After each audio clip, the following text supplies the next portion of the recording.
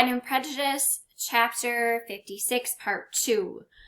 Lady Catherine has just insulted Elizabeth, stating that her family will pollute Pemberley. Elizabeth responds, "You can now have nothing farther to say," she resentfully answered. "You have insulted me in every possible method. I must beg to return to the house." And she rose as she spoke.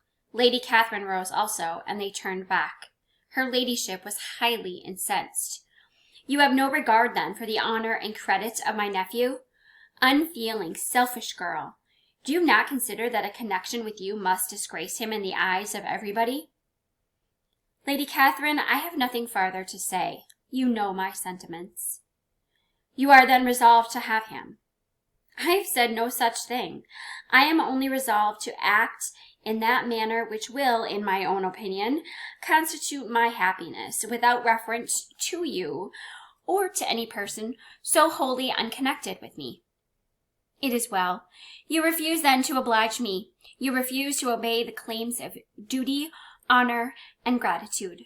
You are determined to ruin him in the opinion of all his friends, and make him the contempt of the world." "Neither duty, nor honor, nor gratitude," replied Elizabeth, "have any possible claim on me in the present instance. No principle of either would be violated by my marriage with Mr. Darcy. And with regard to the resentment of his family, or the indignation of the world, if the former were excited by his marrying me, it would not give me one moment's concern, and the world in general would have too much sense to join in the scorn." "And this is your very real opinion? This is your final resolve? Very well. I shall now know how to act. Do not imagine, Miss Bennet, that your ambition will ever be gratified. I came to try you. I hope to find you reasonable, but depend upon it, I will carry my point." In this manner Lady Catherine talked on till they were at the door of the carriage, when, turning hastily round, she added, "I take no leave of you, Miss Bennet. I send no compliments to your mother. You deserve no such attention. I am most seriously displeased." Elizabeth made no answer, and without attempting to persuade her ladyship to return into the house, she walked quietly into it herself. She heard the carriage drive away as she proceeded upstairs.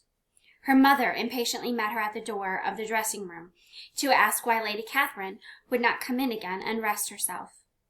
"She did not choose it," said her daughter. "She would go. She is a very fine-looking woman, and her calling here was prodigiously civil, for she only came, I suppose, to tell us the Collinses were well.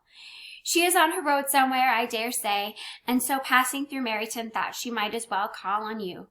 I suppose she had nothing particular to say to you, Lizzie?" Elizabeth was forced to give a little falsehood here, for to acknowledge the substance of their conversation was impossible.